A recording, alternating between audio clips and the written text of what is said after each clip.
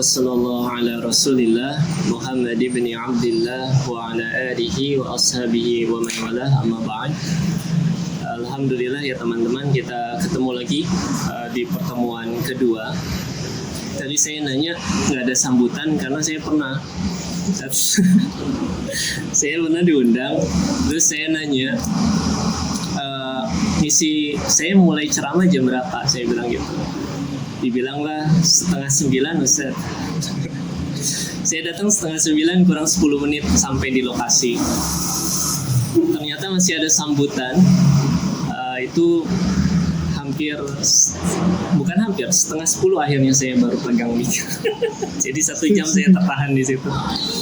Sebetulnya nggak masalah, cuma saat itu masjidnya tidak begitu besar dan cenderung tertutup, dan mungkin bisa dibilang 60% orang di dalamnya merokok. Waduh, Itu agak membuat saya rebutan oksigen waktu itu. Tapi alhamdulillah, artinya bagaimanapun kondisi masyarakat di situ, artinya mereka masih mau ngaji. Alhamdulillah.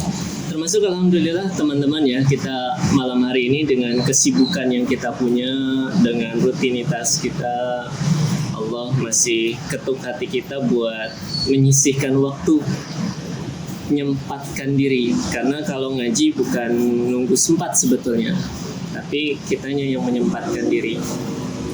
Tidak lain, ini bagian daripada semoga pertanda ya dari Allah Subhanahu wa taala lewat hadis Rasul, man salaka tariqan yaltamisu fihi ilman sahalallahu lahu bihi tariqan ila jannah. Ada yang tahu artinya? Di bawah ini aku. Di bawah ini. Ya, siapa yang menempuh satu perjalanan, biasanya penceramah kan nerjemahinnya gini, siapa yang menempuh perjalanan untuk menuntut ilmu gitu kan. Iya. Padahal arti aslinya bukan menempuh perjalanan untuk menuntut ilmu, tapi yaltamisu fihi ilman. Iltamasa itu nyentuh. Bahkan Noel dikit aja itu dibilang iltamas. Makanya di Quran kan ada aula mastumun nisa, menyentuh perempuan ajnabi itu bisa batal wudunya. Kan nyentuh dikit dong tuh, udah dibilang lamasa. Nah, orang yang menempuh perjalanan kemudian yaltamisu fihi ilman, dia nyentuh dikit aja ilmu. Jadi karena kalau kita datang ke tempat ini pun kan beragam kan niatnya sebetulnya. Ada yang datang karena diajak teman, ada yang datang insya Allah Ustaz saya benar niat nambah wawasan keilmuan saya, alhamdulillah. Ada yang datang karena ya udah biasa aja, kayaknya malah kayak nganggur kalau malam Selasa nggak ngapa-ngapain gitu ya, malah kayak ada yang aneh gitu. Artinya macam-macam lah sederhananya niat kita. Tapi ketika udah di tempat ini terus kita dapat ilmu yang bermanfaat, yaltamisu fihi ilman, nyentuh ternyata ilmu yang manfaat, itu pertanda kata Rasulullah, sahalallahu lahu bihi tariqan ilal jannah. Itu tanda betul dari Allah. Allah sebetulnya lagi pengen ngasih kemudahan kita menuju surga. Amin ya rabbal alamin. Artinya amin di sini semoga kita termasuk di dalamnya. Alhamdulillah, pun salawat dan salam, rahmat keselamatan semoga selalu tercurah kepada Nabi Muhammad Sallallahu Alaihi Wasallam beserta keluarganya, para sahabatnya, dan semoga rahmat keselamatan tercurah pula kepada kita hingga yaumil akhir. Amin amin ya rabbal alamin. Terus katanya banyak backsoundnya di sini. Itu jadi sholawat itu penting ya teman-teman ya. Orang pembenci Islam karena tema kita akidah, kitab Aqidatul Awam, bukan meneruskan yang dikaji oleh Habib Qais karena rasanya jauh kalau meneruskan beliau ya, untuk level ilmu saya yang masih di bawah rata-rata, harus remedial. Dengan beliau yang makomnya sudah Masya Allah. Jadi ini kajian yang berbeda lah insya Allah. Tapi insya Allah kita menapaki jejak-jejak yang ditinggalkan oleh ulama-ulama kita. Jadi saya pesan ke teman-teman juga banyak sholawat. Orang-orang yang benci dengan Islam karena berkaitan tentang akidah, itu kadang mempertanyakan orang Islam itu masih mendoakan nabinya.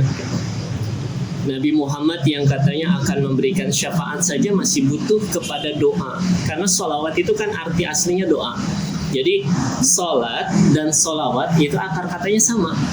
Sholat itu satu doa. Kalau doanya banyak, sholawat. Jadi kalau teman-teman pernah lihat sholat itu artinya doa. Sholawat artinya juga sama doa. Secara bahasa. Jadi sholat itu bentuk tunggalnya, singularnya, sholawat bentuk pluralnya, bentuk banyak atau jamak. Nah, kemudian ketika sudah masuk ranah istilah itu ranah hal-hal yang memang sudah sesuai dengan bidangnya, sama kayak sunnah di hadis dan di fikih kan beda. Di fikih apa sunnah itu? Hasan. Sunnah dalam ilmu fikih. Hukum-hukum fikih itu hukumnya sunnah, berarti kalau dilakukan dapat pahala, ditinggalkan tidak dapat dosa. Itu dalam fikih, bidang fikih. Artinya sunnah dalam istilah fikih dilakukan berpahala, ditinggalkan tidak berdosa. Tapi kalau sunnah dalam istilah hadis apa? Sesuatu yang disandarkan kepada Nabi, perkataan, perbuatan, ketetapan. Artinya ini bidang yang berbeda, maka istilahnya akan berbeda. Nah, termasuk sholat itu untuk konsep ibadah, yaitu sholat ya sholat yang kita tahu diawali dengan takbir, ditutup dengan salam. Itu yang benar. Kalau yang tidak benar, takbir nggak sholat. Itu sholat itu masya Allah ya. Enter panjang lagi, jangan bahas terlalu panjang. Saya kebiasaan gitu, bahas satu tiba-tiba merembet, tidak tahu jalan pulang. Nah, sholat secara istilah itu yang pertama. Adapun yang lain, sholawat yang kita tahu yaitu rahmat dan keselamatan yang kita curahkan, yang kita panjatkan kepada Nabi. Artinya secara makna ini kan doa, ya kan? Ya Allah rahmati dan berikan keselamatan kepada Nabi Muhammad, itu kan doa. Dan Rasul memerintahkan kita untuk bersolawat.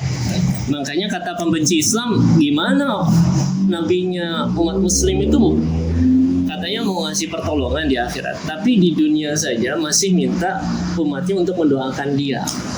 Gimana kira-kira kita menjawab hal semacam ini? Pertama,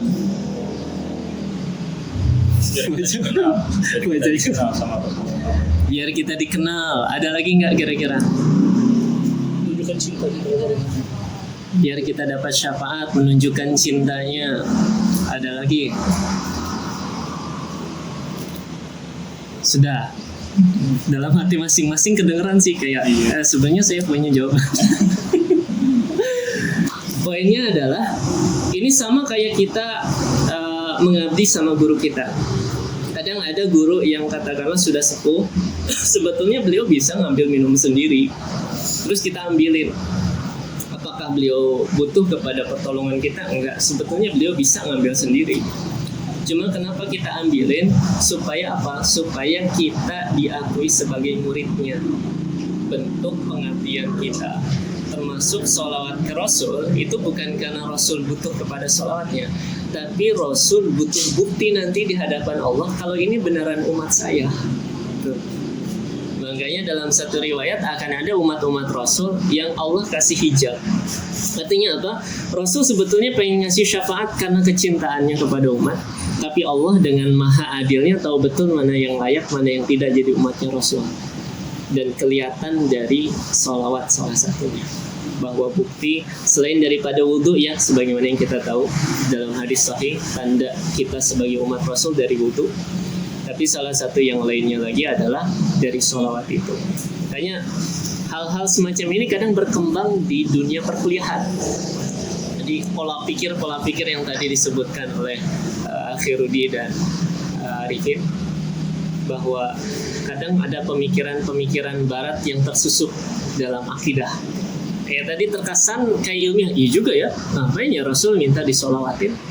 Padahal kita nggak solawatin juga kan udah dijamin masuk surga. Jadi perspektifnya diubah seakan Rasul yang butuh itu. Makanya kita luruskan bahwa salawat justru tidak lain adalah tanda bukti nanti kita di hadapan Allah. Karena kan cinta butuh bukti kan. Ya. Cinta nggak butuh sekedar ucapan. Karena kalau lewat ucapan setiap orang bisa mengucapkan itu. Kayak dia misalnya. Berkali-kali dia bilang, saya cinta sama kamu. Sok datang ke rumah. Saya nggak bisa kalau malam ini. Butuh bukti. Jadi cinta pun, kalau senior saya itu pernah nulis itu, al-hubbu la yahtaju ila dalilin wala illatin walakin yahtaju ila burhani. Jadi cinta itu kadang enggak butuh tanda untuk bisa memicu itu, enggak butuh sebab. Karena kadang tiba-tiba kita suka sama orang, pernah nggak kayak gitu? Sebenarnya orangnya biasa aja Ustaz, pas ngeliat kok saya suka. Sebetulnya orangnya bahkan kadang ada perempuan suka sama laki-laki yang tanda kutip agak nakal misalnya. Ustaz, saya suka sama dia, kenapa agak nakal? Iya, aneh gitu. Agak nakal jadi penyebab suka. Atau kadang laki-laki pun sama.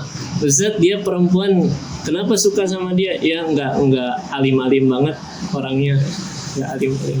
Artinya kadang penyebab itu pun enggak make sense sebetulnya, enggak masuk akal. Tapi al-hubbu yahtaj ila burhan. Cinta itu butuh bukti. Jadi ketika cinta, apa yang akan dilakukan untuk yang dicintai, itu yang akan menjadi standar bahwa itu beneran cinta atau bukan. Karena cinta dalam Islam nggak dilarang ya. Karena definisi cinta itu dalam Islam memaknai sesuatu, menyalurkan perasaan sesuai dengan koridor yang Allah ridhoi. Itu yang dinamakan cinta. Kok jadi kajian cinta? Termasuk saya gini, ini Masya Allah ya, saya waktu mau nikah, itu saya ketemu istri itu kan 10 hari sebelum akad nikah, ketemu face to face langsung.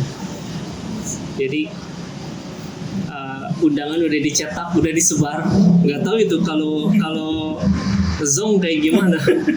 Dia mungkin kecewa, saya kecewa kan nggak tahu. Tapi baru ketemu langsung itu 10 hari sebelum akad nikah. Setelah pertemuan itu kan tinggal menghitung hari sebetulnya sebelum menjelang akad nikah, dan itu udah waktu-waktu krusial itu mantan mulai muncul. Tiba-tiba ada yang inbox, tanya kabar gimana. Itu hal yang normal ya teman-teman ya. Tapi akhirnya saya muncul tanda tanya, kok dia biasa aja? Artinya apa? Kadang dalam perspektif saya pun akhirnya mempertanyakan, sebetulnya dia suka nggak sih? Dan itu normal ya sebetulnya. Akhirnya saya memberanikan diri saat itu nanya. Saya tanyakan, akad nikah kita tinggal menghitung hari. Sebetulnya perasaan kamu seperti apa? Karena kok jadi kayak biasa aja gitu. Dan itu cara setan memang ya, untuk membolak-balikan, bukan membolak-balikan hati, untuk memberikan was-was di dalam hati. Jawabannya luar biasa teman-teman. Dia bilang, aku hanya akan menyerahkan perasaan aku, rasa cintaku kepada orang yang memang sudah Allah halalkan untukku. Dan selama ini aku berusaha menjaga itu. Maka jangan tanyakan itu. Jadi artinya apa? Perspektif soal cinta dalam Islam sebetulnya kalau disalurkan ke arah yang benar itu akan jadi positif. Termasuk cinta kepada Rasul ya. Dalam hal ini sholawat itu bentuk cinta kita dan bukti cinta kita sama Rasul. Makanya perbanyak sholawat ya teman-teman ya. Kayaknya di muqaddimah ini abda'u bismillahirrahmanirrahim. Qala al-mu'allif rahimahullahu ta'ala wa nafa'na bihi wa bi'ulumihi fid dharain. Amin. Tahu artinya yang barusan saya baca? Tahu. Biasanya memang ngaji kitab Safinah juga dibaca. Sederhananya memang telah berkata penyusun kitab, semoga Allah merahmatinya, melapangkan kuburnya dan menjadikan ilmunya bermanfaat untuknya dan untuk kita di dunia dan di akhirat. Makanya di ujungnya amin. Abda'u bismillahirrahmani wabirrahimi da'imil ihsani falhamdulillahil qadimil awwali wal akhiril baqi bila tahawuli thumma salatu wassalamu sarmada ala nabiyyi khairi man qad wahada wa alihi wa sahbihi wa man tabi' sabila dinil haqqi ghayra mubtadi'. Ini sudah kita baca dan mungkin teman-teman juga bisa baca ya, tadi sudah di-share di PDF. Itu saya ketik ulang manual. Jadi kalau ada kekeliruan tolong dihubungi saya. Khawatir namanya manusia kadang salah ketik atau semacamnya.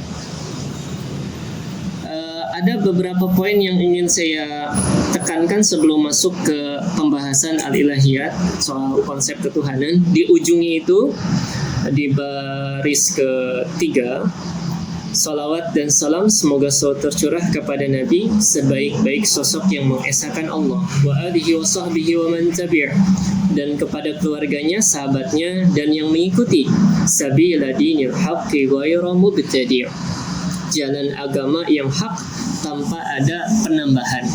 Nah, ini yang kadang jadi titik tumpu juga soal pembahasan akidah dan fikih.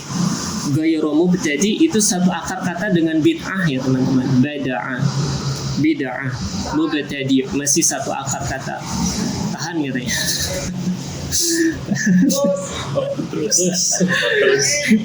Terus kalau tanya terus berarti lanjut. Terus ya. Siap, kita lanjut ya. Okay. Bid'ah itu sebetulnya pembahasan fikih ya teman-teman. Ini penting. Bid'ah itu pembahasan fikih. Ada bid'ah juga dalam konteks hadis. Artinya apa? Bid'ah bukan masuk dalam pembahasan akidah.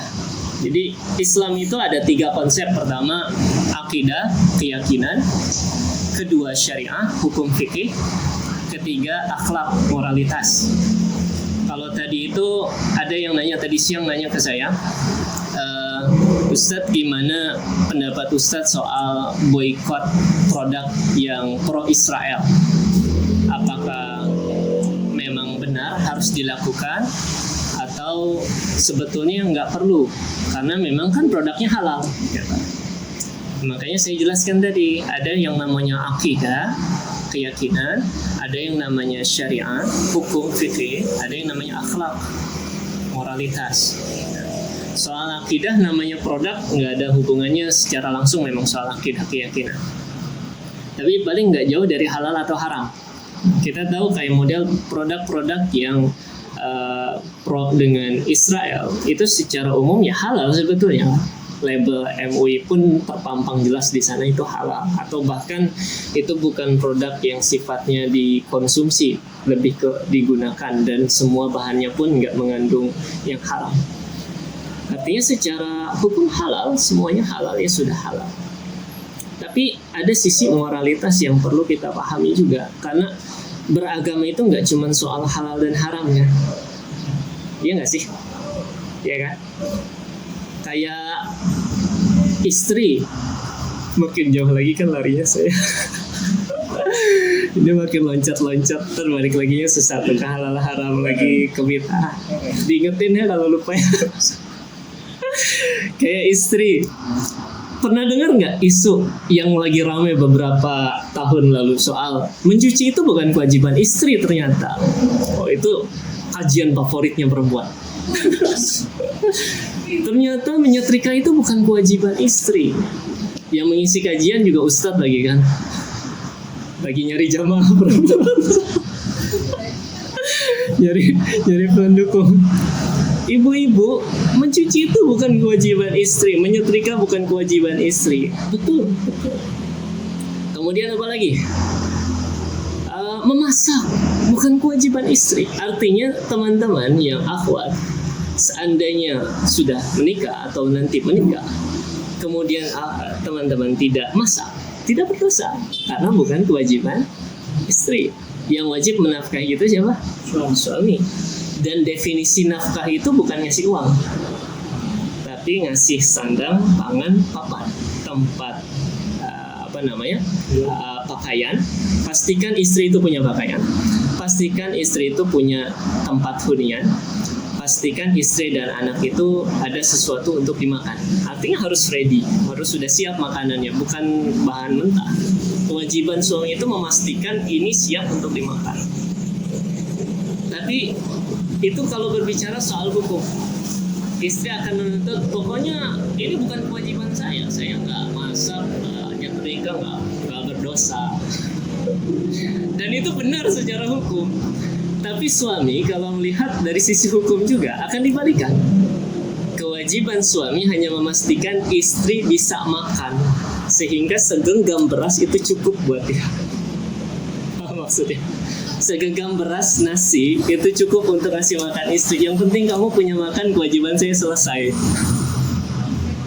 Itu kan yang penting makan. Itulah definisi nafkah kalau diartikan dalam sisi hukum saja. Suami akan merasa bahwa kamu nggak mau masak, nggak mau nyetrika, berarti saya cuma mikirin kewajiban saya saja ya. Nafkah. Yang penting kamu makan ya. Nih nasi.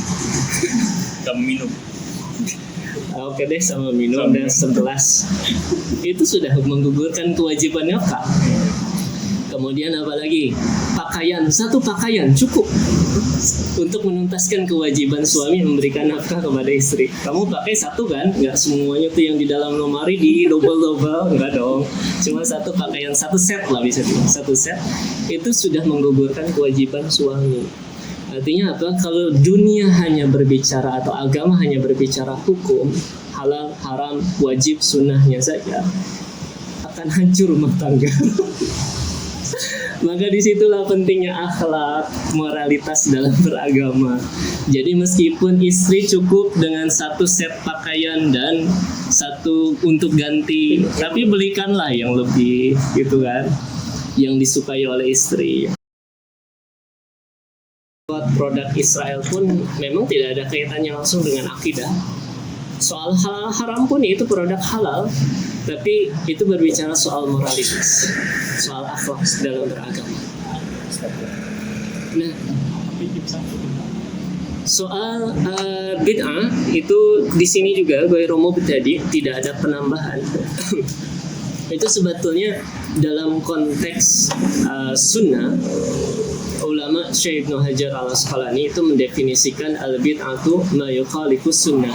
Bid'ah itu kontradiktif dengan sunnah. Karena ini sebetulnya kajian akidah, jadi kita ringkas aja seringkas-ringkasnya soal bid'ah ya teman-teman. Simpelnya gini, bid'ah itu yang kontradiktif dengan ajaran sunnah. Kontradiktif. Kata Syekh Al-Hafiz Ibnu Hajar al-Asqalani, al-bid'atu ma yukhalifus sunnah, yang bertentangan dengan sunnah.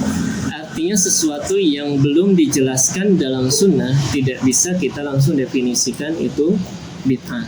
Kenapa ini perlu dijelaskan? Karena cukup banyak ya kajian-kajian di BSD juga, beberapa ustadz yang cukup ringan lisannya mengatakan ini nggak dilakukan oleh Nabi, nggak ada dalam sunnah, nggak ada dalam hadis, atau bahkan penekanannya Nabi pernah melakukan tidak, maka itu bid'ah, menyesatkan. Bahkan yang melakukan kadang dianggap keluar dari Islam, langsung menyerempet akidah, padahal bukan pembahasan akidah. Sama kan kayak orang itu babi haram, ada orang makan babi, enggak kita bilang antum sudah keluar dari Islam, enggak gitu kan maksudnya. Karena ini berkaitan tentang halal haram. Kecuali mungkin dia konsumsi karena dia anggap ini saya nggak mau pakai ajaran Islam. Nah itu konsep dia keluar dari Islam karena dia nggak mau dengan mengikuti ajaran Islam atau menentang langsung ajaran Islam. Nah, soal bid'ah simpelnya memang sesuatu yang bertentangan dengan sunnah. Sehingga kalau Rasul tidak melakukan, itu tidak lantas sama dengan bid'ah, bukan. Karena sunnah saja kan ada 3. Perkataan, perbuatan, ketetapan. Perbuatan itu hanya salah satu poinnya saja. Sehingga nggak bisa kita langsung bilang Rasul nggak pernah melakukan, berarti jangan dilakukan. Kan enggak. Tahiyatul masjid nggak pernah Rasul lakukan. Iya kan? Tahiyatul masjid tidak ada. Ada hadis tentang tahiyatul masjid, konsepnya perkataan. Rasul lagi di atas mimbar, ada orang orang baru datang, musafir, kemudian karena dia baru belajar Islam, baru datang, dia langsung duduk. Akhirnya dia atas mimbar Rasul langsung sampaikan, siapa yang masuk ke dalam masjid tidaklah dia duduk kecuali sudah melaksanakan 2 rakaat. Artinya ini gambaran sesuatu itu tidak harus Rasul lakukan untuk lantas itu jadi ajaran Islam. Bisa lewat perkataan atau bahkan ketetapan. Rasul nggak pernah sholat tarawih full 30 malam Ramadan. Makanya kadang orang yang hanya belajar fikih itu malah jadi akal-akalan. Antum nggak tarawih malam ini? Rasul saja tidak tarawih full. Sama-sama ingin mengikuti Rasul. Padahal karena malas saja kan. Karena Rasul tidak pernah full 30. Saya tidak mau 30 menyelisih sunnah gitu. Enggak gitu konsepnya. Jadi konsep sunnah ya tetap ada. Artinya tidak mesti sesuatu yang tidak dilakukan Rasul lantas itu langsung dianggap bid'ah atau sesuatu yang menyimpang dari ajaran Islam. Singkatnya seperti itu. Detailnya tentu cukup jauh ya kalau memang ingin kita bahas lebih dalam. Hal yang ingin saya sampaikan adalah teman-teman, kalau ada pengisi kajian atau kita ketemu kawan atau mungkin siapapun itu saudara yang sedikit-sedikit ini bid'ah, antum itu pernah dilakukan Rasul tidak? Kita jadi punya basic pemahaman bahwa sesuatu yang tidak dilakukan Rasul tidak bisa jadi alasan itu bid'ah, kecuali memang bertentangan dengan jelas daripada ajaran Islam itu sendiri. Ajaran Islam udah jelas, sholat itu 2 rakaat subuh, tiba-tiba dia nambah. Artinya kan ini kontradiktif dengan ajaran yang sudah ada. Nah, itu ya kurang lebih ya. Jadi semoga bisa jadi bekal. Al-ilahiyat, tentang ketuhanan. Wa ba'du fa'lam biwujubil ma'rifah min wajibil lillahi 20 sifat. Dan setelahnya, setelah mukaddimah tadi, ini biasa memang dalam mukaddimah pasti setelahnya wa ba'd atau amma ba'du. Maksudnya adapun hal yang ingin saya sampaikan setelah ini, kalau bahasa kita gitu. Jadi habis mukaddimah tadi, ini nih yang mau kita bahas sebenarnya. Kalau bahasa normalnya kita. Sampai jam berapa? Mohon maaf, khawatir kelewatan lagi. Masih panjang ya? Panjang. Ya. Fa'lam biwujubil ma'rifah, ketahuilah dengan pengetahuan yang yakin, biwajibilillahi 20 sifat, bahwa Allah memiliki 20 sifat wajib.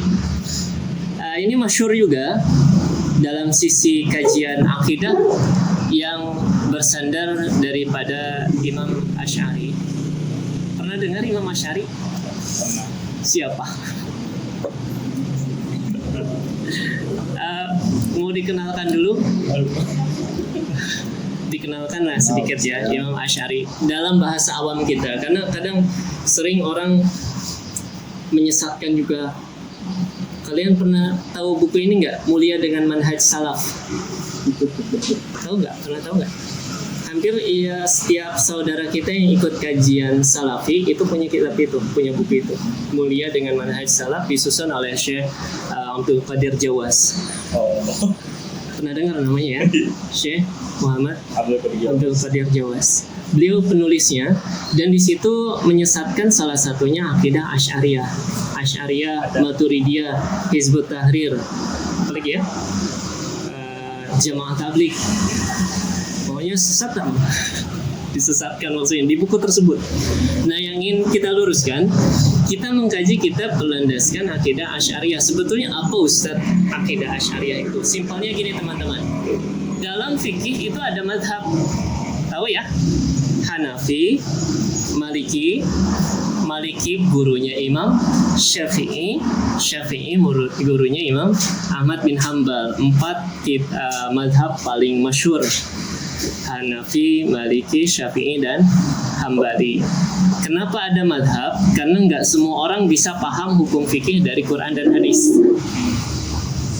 Arifin ditanya, rukun sholat ada berapa? 13. Dari mana antum tahu? Sebentar saya buka Qurannya dulu.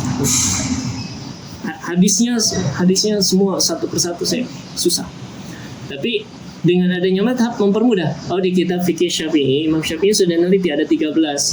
takbirat niat, kemudian takbiratul berdiri dulu, berdiri bagi yang mampu, takbiratul ihram dan seterusnya sampai 13. Itu memudahkan. Jadi konsep madhab dalam fikih memudahkan orang untuk bisa paham agama lewat pemahaman ulama yang sudah mengkaji meneliti Quran dan hadis. Jadi bukan, kadang dibentur soalnya teman-teman. Termasuk saya pernah ditanya gitu. Saya kira cuman in doang. Cuman katanya. Ternyata pernah ketemu sama orang yang nanya, Ustaz Iqbal kalau kayak gitu mending ikutin Quran atau ikutin Imam Syafi'i? Jadi mending ikutin Quran. Padahal pernyataan Imam Syafi'i dalam permasalahan tersebut itu juga hasil penelitian Quran dan hadis. Simpelnya ada madhab dalam fikih. Ini mempermudah karena ulama sudah neliti itu, sekian banyak ratusan ribu hadis, sekian banyak ayat dalam Al-Quran yang sesuai dengan pembahasan tersebut diteliti, muncullah kesimpulan soal fikih. Ini seperti ini hukumnya, yang membatalkan wudhu ada sekian jumlahnya, toharah tata caranya seperti ini. Jadi sederhana ya, dibanding kita meneliti sekian banyak dan itu akan memakan waktu yang lumayan. Itu dalam fikih. Dalam akidah pun sama sebetulnya, ada madhab, cuman memang nggak populer di Indonesia karena seragam. Maksudnya seragam gimana? Hampir seluruh masyarakat Indonesia secara keyakinan akidah bermadhabnya Asy'ari sebetulnya, baik disadari atau tidak. Sama halnya mayoritas di Indonesia Syafi'i, baik disadari atau tidak. Ada kan kita nanya ke orang tua, madhab kita apa? Kita mah Islam gitu. Orang tua kita pasti gitu. Kita mah Islam gitu kan. Ikut guru-guru kita lah gitu kan. Itu bahasa awamnya masyarakat kita. Tapi kalau diruntut mayoritas memang atau banyak mengambil pendapat madhab Syafi'i. Demikian juga akidah. Asy'ari mayoritas di Indonesia, saking hampir semua, makanya nggak populer istilah Asy'ari karena udah dianggap ini cakupan akidah Islam yang mewakili semua masyarakat. Nah, yang membedakan apa teman-teman? Tidak lain, Imam Asy'ari pun sama sebetulnya, memahami akidah Islam berlandaskan Al-Quran dan hadis, termasuk hal-hal yang berkaitan tentang ayat mutasyabihat yang nanti akan sedikit berbeda pemahaman kita. Sedikit aja deh, banyak sih sebetulnya, cuman sedikit-sedikit nanti dijelaskannya dengan saudara-saudara kita yang tadi salah satunya menyusun kitab yang justru mereka menyesatkan Imam Asy'ari. Jadi termasuk ini sifat 20, sifat wajib 20 ini kan kajian SD banget ya, TK bahkan sebagian besar dari kita apalah wujud qidam baqa mukhalafatu lil hawadisi qiyamuhu binafsihi wahdaniyah qudrah iradah ilmu hayasama basar kalam qadiran muridan aliman hayyan sami'an basiran mutakalliman. Tapi dianggap sesat. Dianggap sesat. Dan makanya kita luruskan. Pertama, biasanya orang yang menganggap sesat ajaran ini, jadi kadang PR kita dua teman-teman. Satu sisi, kajian akidah itu membentengi diri kita dari keyakinan ajaran yang di luar dari Islam. Itu poin pertama, mempelajari akidah supaya apa? Supaya kita nggak nengok sama sekali ke agama lain. Mungkin kalau teman-teman nggak interaksi langsung dengan non-muslim, kadang sebagian saudara kita ada yang interaksi langsung, termasuk saya, beberapa murid saya itu non-muslim. Malah pernah saya ngajar kelas Arab, yang ngambil kelas Arab itu non-muslim ternyata. Dan itu agak PR sih sebetulnya. Jadi menjelaskan bahasa Arab kepada non-muslim itu, akhirnya kita harus memposisikan itu hanya sebagai sebuah bahasa untuk berkomunikasi. Meskipun tentu disisipkan juga ajaran-ajaran Islam secara terselubung. Tiba-tiba asyhadu.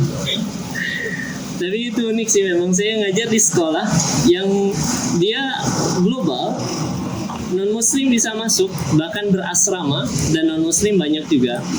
Dan itu macam-macam di situ akhirnya. Ada non-muslim yang dia suka sholat, sampai Sampai saya tanya, agama kamu sebetulnya apa? Ya ini Pak, saya berusaha religius. Jadi religius dalam Islam dan Kristen. Tuhannya dua. Jadi pas kelas agama dia ikut yang Kristen, tapi dia kadang sholat. Sampai yang paling ekstrim dia aja. Itu sampai kaget semuanya. Siapa yang ngasih dia mic?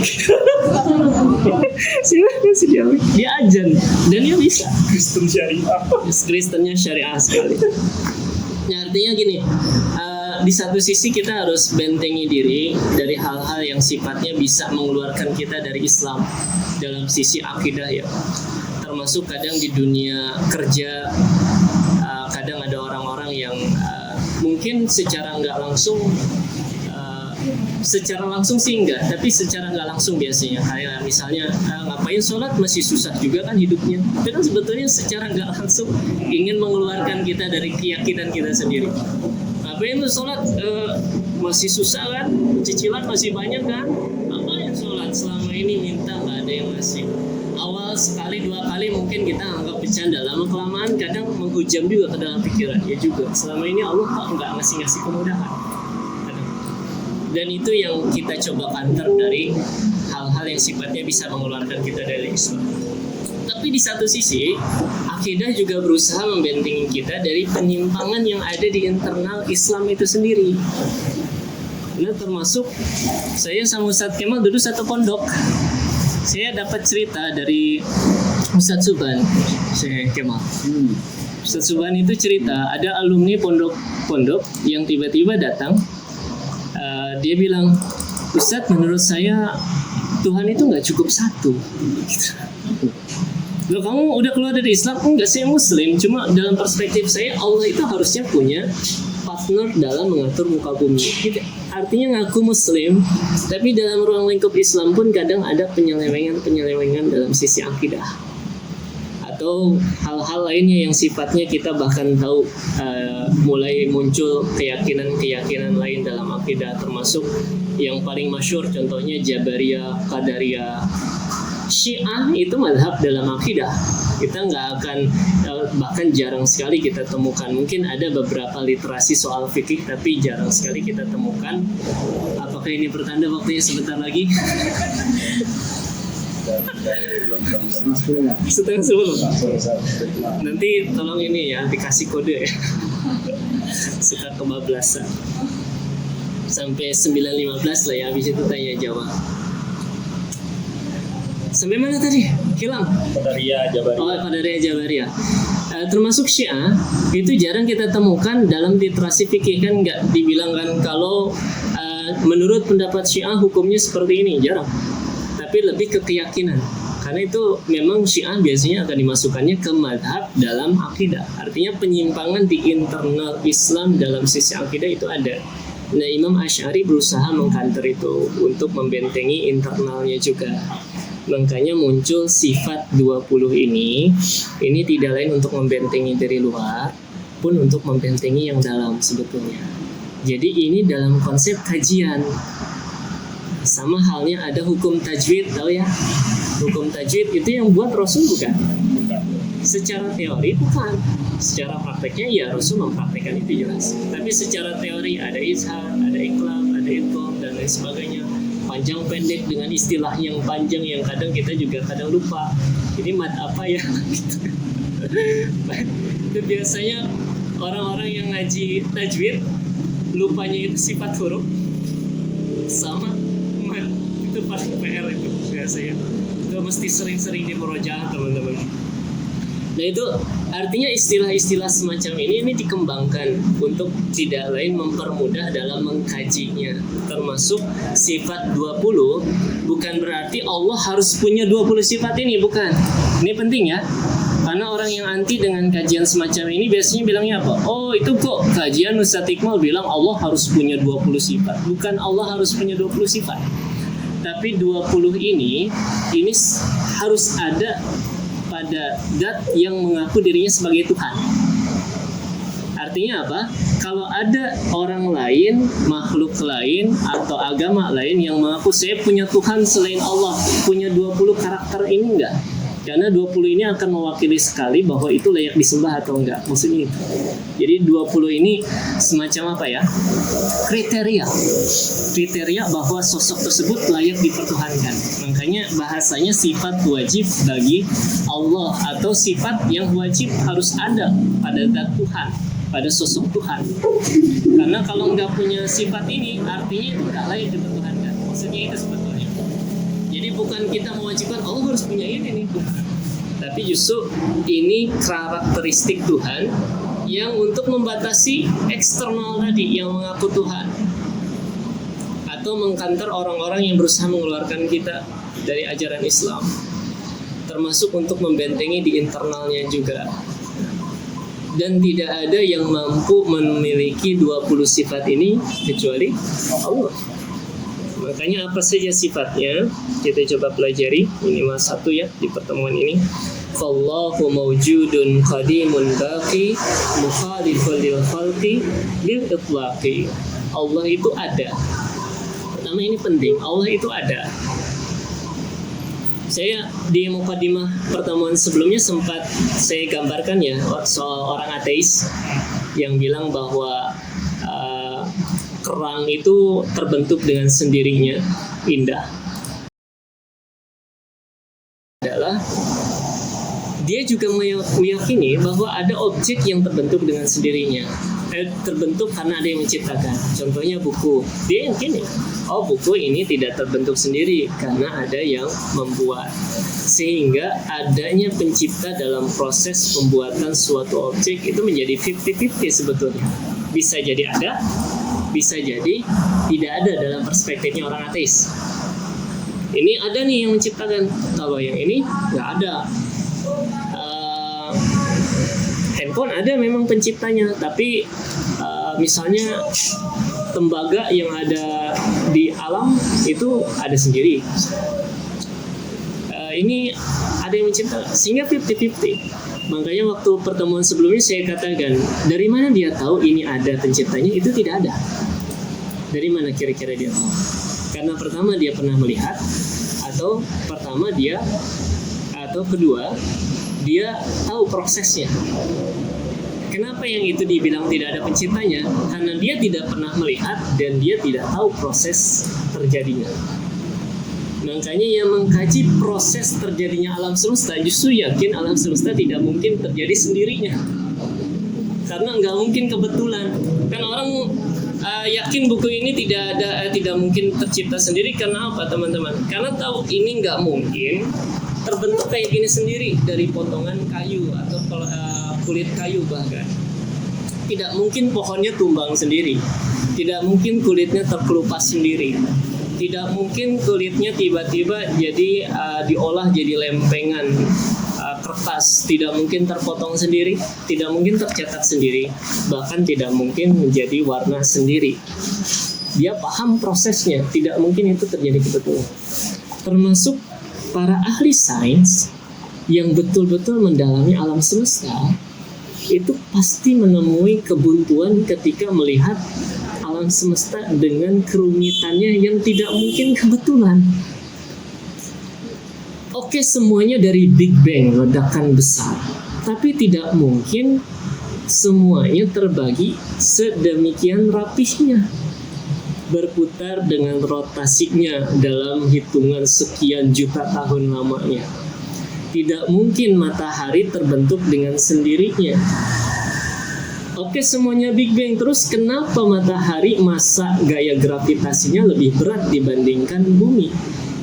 Kenapa bumi yang punya gaya gravitasi tidak membuat bulan menempel, tapi hanya berputar di antaranya?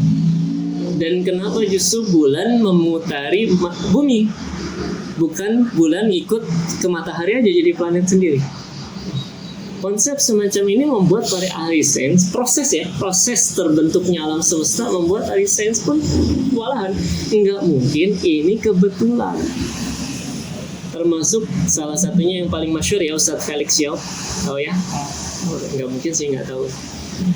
Beliau kan masuk Islam salah satunya karena meneliti alam semesta. Termasuk teori Darwin beliau teliti. Manusia dari Allah kata teori Darwin. dari kera monyet Dari kera. ya, dan bahkan jadi museum. Bahkan waktu sekolah kita pelajari. Itu Anis itu bisa masuk ya ke pelajaran sekolah ya. Dan itu diajarkan oleh guru IPA kita dengan keterpaksaannya. Ya mau gimana lagi, harus diajarkan gitu kan. Guru IPA sesat.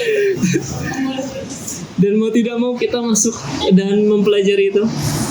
Tapi Ustadz Felixio meneliti itu, dan beliau dengan kapasitasnya yang saat itu memang suka sains, beliau katakan tidak mungkin manusia dari kera. Kenapa? Pertama, ini evolusi yang berkembang kemudian hilang. Itu evolusi Darwin, berkembang kemudian yang belakangnya hilang. Makanya kenapa tidak ada manusia setengah kera? Karena semuanya sudah punah. Tapi yang jadi pertanyaan, kenapa keranya masih ada? Jadi yang berawal justru masih ada, tapi prosesnya hilang. Atau kera masih ada karena dia tidak berevolusi. Oke, dia berhenti berevolusi. Tapi kenapa manusia setengah kera tidak tersisa dan tidak berhenti berevolusi? Ini akan terus menjadi hal yang akhirnya tidak menemukan titik temu. Yang pada akhirnya beliau meyakini ini bermasalah teori Darwin. Nggak mungkin, mustahil. Bahkan banyak juga peneliti yang sebetulnya menentang itu kan, secara sainsnya juga. Sehingga diteliti juga alam semesta hingga menemukan simpelnya titik temu di mana ini nggak mungkin terjadi dengan sendirinya. Manusia nggak mungkin tercipta begitu saja dari partikel kecil kan. Teori sainsnya itu kan dari bakteri kan. Manusia itu bakteri berkembang biak, berevolusi jadi seperti kecebong, kemudian berevolusi lagi mulai dari makhluk hidup, mulai dari hewan, kemudian mulai berkembang dan seterusnya. Sampai makanya dibuktikan beberapa fosil ikan, fosil hewan-hewan purba. Kata ahli sains yang anti dengan teori Darwin, ikan di masa purba tetaplah ikan. Dan saat ini dia tetap ikan. Kenapa kera bisa jadi manusia? Itu yang berusaha dibantah oleh para ahli sains. Yang pada akhirnya menemukan titik temu di mana alam semesta ini nggak mungkin terjadi begitu saja. Pasti ada yang ngatur, ada yang menciptakan, ada awal mulanya. Yang pada akhirnya menunjukkan bahwa pasti ada Tuhan. Ada yang menciptakan, dalam bahasa agama yang pencipta yaitu Tuhan atau Allah Subhanahu wa Ta'ala. Ini yang ingin menekankan, dan ini musuhnya ateis tentunya. Karena bukan orang-orang yang beragama. Orang-orang beragama apapun itu, Hindu, Kristen, Katolik Protestan, ataupun Buddha, ataupun Yahudi yang lagi ramai sekarang ya. Artinya mereka meyakini Tuhan, tapi untuk penekanan Allahu mawjudun biasanya akan ketemu dengan orang-orang ateis. Atau orang-orang yang ngaku Islam tapi nggak mau beragama. Saya punya murid di sekolah itu, dia tertarik dengan agama Hindu tapi Muslim. Itu nasib ngajar di sekolah global seperti itu ya, ketemu murid-murid unik dengan beragam background. Dan salah satu penyebabnya karena dia merasa bahwa kehadiran Tuhan nggak benar-benar ada dalam kehidupannya. Nah, ini bahaya juga. Makanya dalam sisi akademik, dalam sisi wawasan, minimal kita pahami. Dari tadi alam semesta nggak mungkin terjadi sendirinya, pasti ada yang menciptakan. Minimal dari situ kita paham Allah itu ada, Tuhan itu ada. Itu yang kita kaji pada pertemuan saat ini. Semoga bermanfaat ya teman-teman ya. Poin per poin semoga dapat kebaikan di dalam. Saya serahkan deh untuk sesi tanya jawab karena waktunya sudah. Ya, insya Allah tadi ada beberapa ini yang mungkin karena juga ya, ada beberapa tentang sunnahnya, terus nanti sebenarnya dia tentang ada boykot produk, cuman itu setengah doang Pak ya.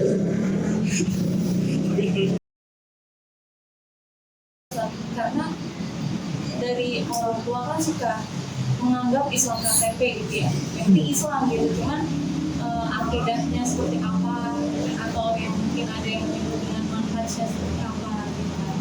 Itu masih banyak yang simpang siur, kayak saya harus ke kanan atau ke kiri gitu. Itu karena timbul ada yang kayak misalkan gak ngebolehin maulid, ada yang maulid gitu contohnya. Itu untuk mengiring keyakinan akidah kita itu seperti apa Ustaz, supaya kita nggak keliru. Itu aja sih. Langsung dijawab. Bismillah. Pertama gini, dengan munculnya apa bahasanya itu, gelombang hijrah ya bisa dibilang, atau berjamurnya kajian-kajian di masyarakat di beberapa tahun terakhir ini, sisi positifnya orang semakin kritis terhadap agama. Dulu cenderung Islam memang terkesannya seperti agama yang doktrin. Gini ya gini. Atau bahasa sakti orang tua gitu itu pamali.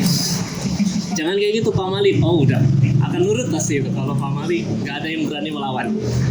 Jangan itu pamali. Kenapa? Pokoknya ini. Pokoknya kenapa pamali? Wah, nurut. Kata sakti sekali itu. Kalimat sakti orang tua kita yang pasti dituruti oleh anak-anak. Nah, dengan adanya gelombang semacam ini atau kajian yang berjamur atau berkembangnya bisa dibilang, di satu sisi positif, tapi di sisi lain akhirnya timbul tadi kebingungan di masyarakat juga, karena mulai banyak perspektif yang muncul pada akhirnya, atau banyak klaim-klaim yang muncul bahwa ini yang benar seperti ini, atau bahkan yang paling berani kadang menyalah-nyalahkan ajaran yang memang sudah masyhur di masyarakat atau bahkan diajarkan orang tua kita, ajaran orang tua kita itu dan seterusnya. Nah, bagaimana kita menyikapi seperti itu, atau sederhananya supaya kita tahu mana yang harus kita ikuti? Pertama, perbedaan yang akan terjadi, yang akan kita hadapi, pasti itu nggak bisa dinafikan di era sekarang. Bahkan kajian fikih pun kadang ini boleh, ini boleh, ini boleh. Kayaknya bingung, mana yang boleh sebenarnya? Mana yang harus saya lakukan? Bahkan kajian akidah pun tadi sudah sedikit saya kasih spoiler ya, beberapa yang sudah menyalahkan ajaran ini kita coba jelaskan tanpa maksud menyerang balik tentunya. Tapi poin pentingnya ketika itu terjadi, karena perbedaan ini tidak bisa kita hindari di era sekarang. Ketika itu kita hadapi, hal yang pertama yang perlu kita lakukan bukan menyalahkan, pertama itu penting. Atau bukan pula mudah ikut-ikutan. Kadang orang ada yang tipenya itu istilahnya egonya tinggi sehingga antum itu radikal itu kajiannya mudah sekali lisan. Atau yang tipenya sebaliknya, oh itu kajian bid'ah itu kayak gitu. Jadi kontranya itu frontal sih. Atau di satu sisi latah. Jadi sebenarnya gini, oh gitu ternyata selama ini saya salah ya. Selama ini ternyata orang tua saya sesat. Ada yang latah seperti itu, mudah sekali. Nah, makanya poin pentingnya teman-teman, ketika menemukan perbedaan yang terjadi di sekitar kita, hal yang pertama yang harus dilakukan, jangan menyalahkan, jangan emosi, karena emosi itu sangat mudah membuat pikiran kita tidak jernih. Dan yang ketiga adalah bukan menyimpulkan saya benar, kamu salah, atau oh ternyata orang tua saya salah, kamu benar, bukan. Tapi kok bisa berbeda? Saya harus mengkajinya lebih dalam. Itu yang harus dilakukan. Misalnya teman-teman ikut kajian Ustadz Kemal, kata Ustadz Kemal hukumnya seperti ini teman-teman ya di kajian fikih. Tiba-tiba di kajian akidah saya menyindir sedikit permasalahan yang sama dan saya bilang tidak boleh. Hal yang pertama yang terbesit dalam benak teman-teman bukan, oh Ustadz Kemal pasti benar dong, kajiannya fikih jelas. Bukan seperti itu, tapi kok ini beda ya? Kok ini beda? Kenapa?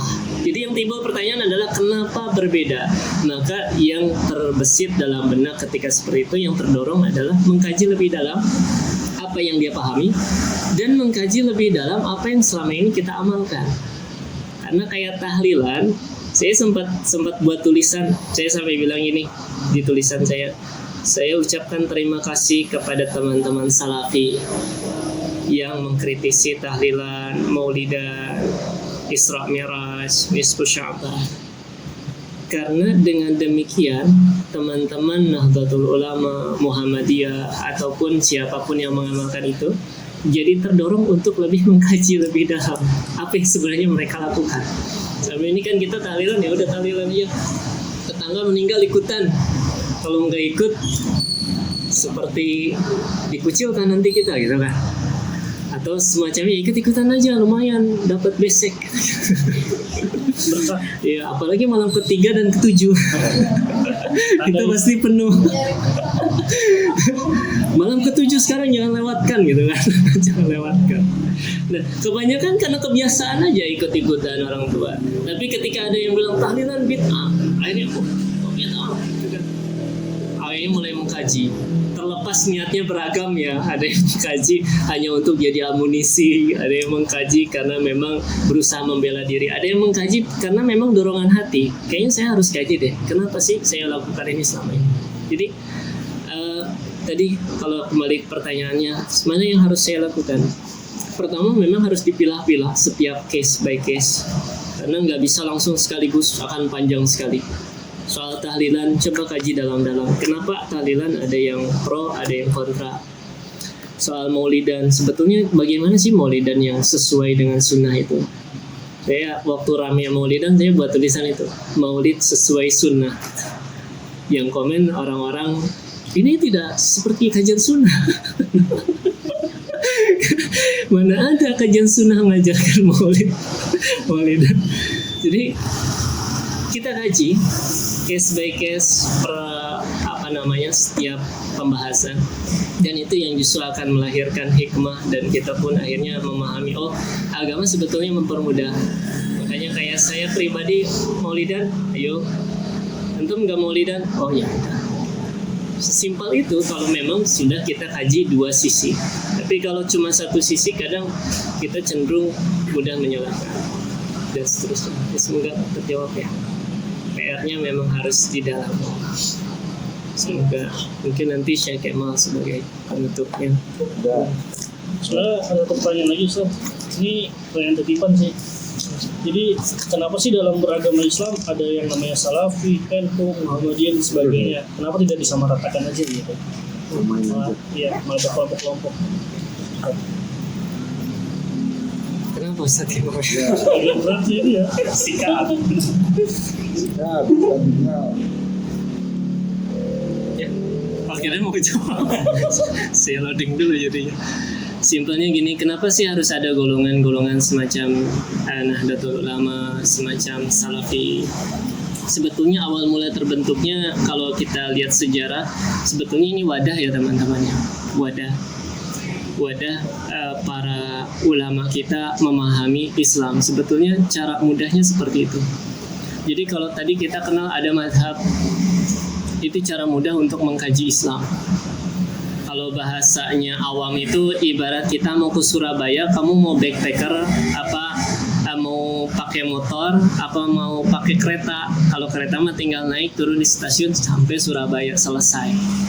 Tapi kalau mau naik motor kadang muter-muter jalannya. Memang ke Surabaya juga, tapi agak menantang karena harus tahu jalan yang benar dan gampang nyasar kalau tidak pakai map, ya kan? Harus nanya dulu ini gimana ya, ini bisa jadi jalurnya ada ke sana gitu kan. Kalau orang nanya ke orang ke sana juga bisa Pak, cuma ini hanya kita nyoba yang ke sana malah balik lagi gitu kan. Itu pun agama seperti itu dalam perumpamaannya ya. Ada orang yang memang ingin mengkaji Islam secara mengikuti ulama, itu akan lebih mudah. Tapi ada yang tadi bilangnya satu kelompok yang kadang bilang kita harus kembali ke Quran dan Sunnah. Bagus sebetulnya seruannya, tapi apakah punya kapasitas atau enggak? Sama halnya kayak saya misalnya, Ustadz Kemal saya mau ke Surabaya pakai motor aja udah, nggak usah pakai map, nggak usah naik. Pasti Ustadz Kemal nanya, emang kamu tahu jalannya? Gitu kan? Nah, kalau memang tahu betul punya kapasitas pahami Quran dengan baik, hadis ratusan ribu hafal di luar, kemudian bilang saya ingin mengkaji menetapkan hukum langsung dari Quran dan Sunnah, sok aja silahkan gitu kalau memang punya kemampuan. Tapi kalau enggak, baiknya ikut ulama. Nah, ketika ikut ulama semacam ini pun sayangnya madhab pun kadang masih berat untuk standar masyarakat Indonesia. Mau kajian soal taharah, baca nih kitab ini madhab Syafi'i. Orang awam itu udah pening duluan. Apa itu namanya kitab Sapinah gitu. namanya aja udah asing misalnya. Buat orang awam itu asing banget, dan madhab itu akan menjadi sesuatu yang berat bagi orang awam. Karenanya akhirnya dibuatlah kajian lagi. Orang kenal kajian Ustadz Kemal bahas fikih. Oh, ini hukumnya boleh kata siapa? Kata Ustadz Kemal, selesai urusan. Itu masyarakat Indonesia. Ini gimana Ustadz Kemal? Oh, pokoknya ini mah kajiannya Ustadz Kemal, terbentuklah ormas namanya Kemaliyah. Awal mulanya gitu sebetulnya. Nahdlatul Ulama awalnya seperti itu, Muhammadiyah awalnya seperti itu. Itu sebetulnya media untuk mempermudah awalnya. Namanya Ustadz Kemal, ikut pendapat ulama-ulama, saya ikut pendapat ulama-ulama. Untuk beberapa kasus pasti ada perbedaan. Muridnya kadang nggak paham ini. Akhirnya bilang, ini mas saya ikut Ustadz Kemal nih pendapat ini, bener ini. Terus saya mau Ustadz Kemal, diadu akhir. Padahal tempat ngajinya juga sama gitu misalnya.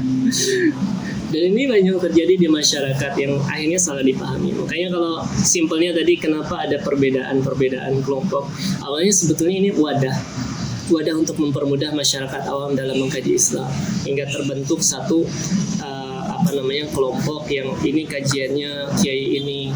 Oh, kita buatlah ormas sekalian biar kokoh kajiannya. Nahdlatul Ulama, Kiai Haji Ahmad Dahlan, Muhammadiyah, ustadz-ustadz yang lain muncullah dan lain sebagainya. Jadi awalnya seperti itu. Hanya saja murid turunannya kadang terjebak dalam fanatisme, hanya menganggap ini pokoknya yang benar. Makanya tadi ketika lihat yang beda, jangan tergesa menyalahkan, jangan emosi. Yang ketiga, coba kaji. Itu ya, semoga terjawab. Harus ikut nggak mal, Ustadz Kemal. Organisasi kita tadi harus ikut ya. Harus ikut atau enggak? Kalau tanya ke saya itu pertama bukan sebuah kewajiban. Kedua, memang kadang di satu sisi kita harus punya apa istilahnya itu, punya sandaran juga dalam mengkaji Islam, karena akan mengokohkan kita. Kayak komunitas semacam ini sebetulnya mengokohkan ya. Yang awalnya mungkin nggak jelas ngaji sama siapa, cuma buka-buka YouTube, sehingga di tempat ini jadi jelas secara konsep kajiannya, kemudian kelompoknya saling menguatkan. Termasuk kayak tadi misalnya teman-teman lihat lingkungan Nahdlatul Ulama di wilayah saya bagus Ustadz, kajiannya bagus, orang-orangnya juga baik, sok aja silahkan ikutan. Atau Ustadz di lingkungan saya orang-orang NU-nya kurang bagus, suka maulidannya malah joget-joget misal. Ada kan tuh ya beberapa video ya, maulidannya malah jadi kayak dangdutan. Termasuk di tempat saya diundang oleh DKM-nya, pas saya datang, ustadznya malah nyanyi, beneran nyanyi. Padahal backgroundnya di belakang peringatan Maulid Nabi, 5 lagu, beneran full lagu ya, bukan potongan seperti potongan dalam ini, bukan, beneran nyanyi, dan itu di depan masjid. Saya pulang pas lagu kedua. Pas lagu kedua saya pulang, kemudian pas sudah selesai acara, besoknya saya tanya, ustadznya, kiainya ceramah, nyanyi berapa lagu? 5. Bayarannya berapa juta? Artinya kadang ada satu sisi lingkungan saya NU-nya kurang bagus Ustadz, tapi yang Muhammadiyah bagus misalnya, kajiannya ilmiah, sok aja silahkan ikut yang itu. Saya pribadi bukan yang harus ini pokoknya, selagi memang lingkungannya baik dan memang sesuai dengan koridor syariat yang ada, sok aja silahkan. Tuh, tapi kadang butuh juga memang lingkungan yang baik. Mungkin dari Septima mau menambah? Udah jelas kan? Jadi mudah-mudahan insya Allah dan kita berjalan. Jadi ada yang hidupnya, ada yang akidah,